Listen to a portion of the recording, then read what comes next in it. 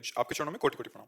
महाराज जी, किस पाप कर्म का क्या प्रायश्चित होगा, कैसे पता चलेगा, और पाप कर्म का प्रायश्चित कैसे करें? शास्त्रों का स्वाध्याय करो।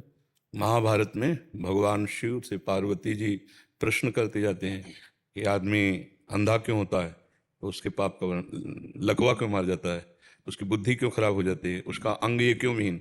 शास्त्रों में लिखा है, शास्त्रों का स्वाध्याय करो। अब ऐसे एक पाप हो 10 पाप हो तो बता दे। वृत्तियां हजारों हैं, तो हजारों वृत्तियों का यदि असत में प्रयोग है तो सब पाप ही तो होगा। बिना सत के पाप से नहीं बचा जा सकता।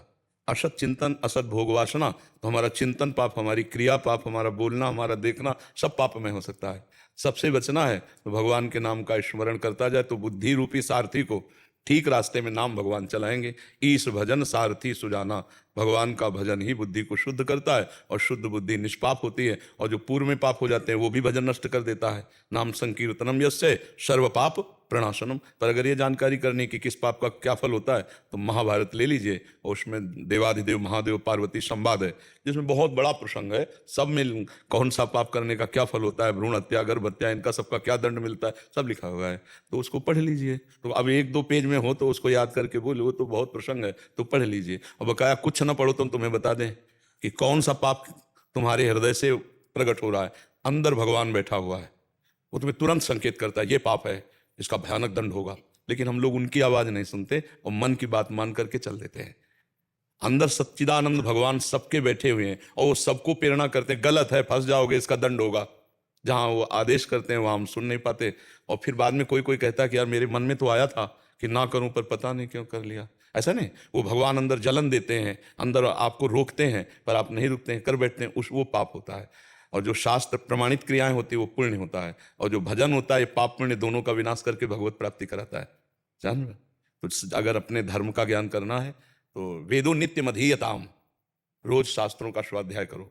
संगा सत्सु विधेयताम, महापुरुषों का संग करो। और महावाक्याश्चर्य विचारताम, जो महावाक्य संतों के हैं उन पर विचार करो।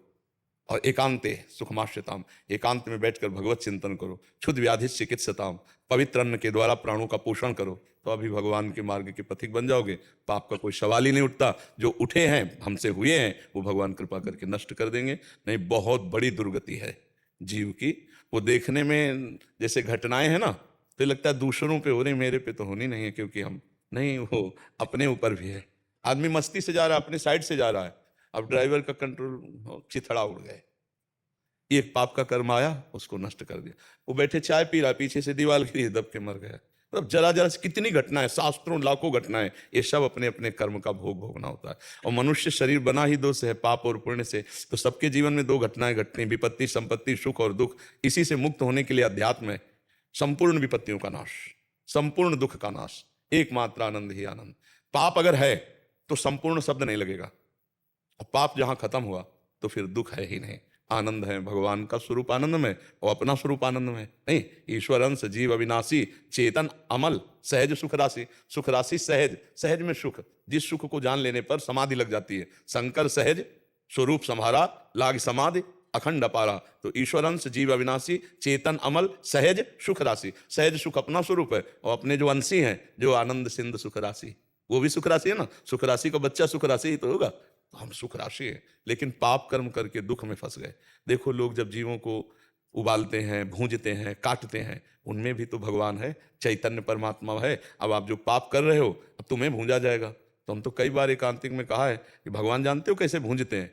एसी गाड़ी में चल रहे हैं, फिल्मी गाना बज रहे हैं, वो आग लग गई, और पहले वो तार बंद हुई जो रिमोट से दरवाजा खुलता है, पहले वो तार नष्ट हुए, अब दरवाजा नहीं खुल रहा। जैसे वो जीव तुमने कढ़ाई में डाला था ना, वो चिटिक चिटिक करके वहीं मर गया, तड़प तड़प के। अब ऐसे गाड़ी में, एसी गाड़ी में, बाहर से लोग तमाशा देख रहे हैं, वो भुन गए इतने में। बहुत अवश्य में वो भोक्तव्यम कृतम कर्म शुभाशुभम। एक तितली की गुदा में कांटा डाल के छोड़ दिया था मांडव ऋषि ने, तो शूली अंदर डाली गई थी।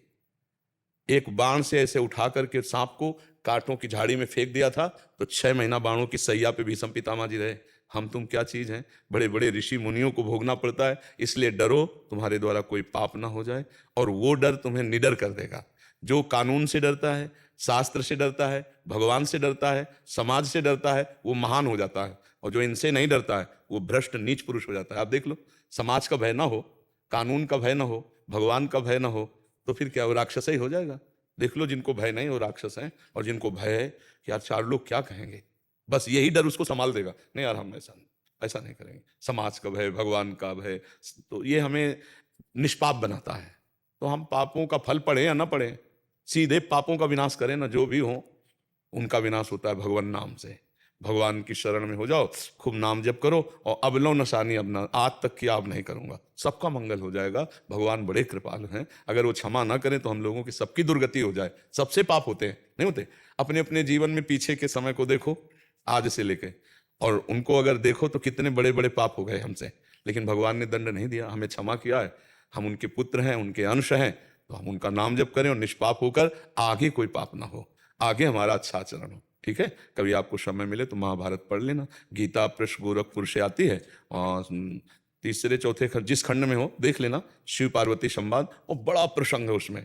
पार्वती जी प्रश्न करती जाती हैं कि उसका अंग कैसे खराब हो गया, कौन सा पाप किया था, तो बताते हैं ये पाप करने से ये अंग खराब होता है, ये पाप करने से वो कुष्ठ होता है, ऐसे पाप से दुष्ट पुत्र पैदा होगा, ऐसा पैदा होगा, ऐसे सब वर्णन है। ऐसे सुकृत से महात्मा पुत्र पैदा होता, ऐसे बड़ा वर्णन है। शास्त्रों का स्वाध्याय करने से ज्ञानार्जन होता है जी। डॉक्टर प्रकृति सक्सेना जी।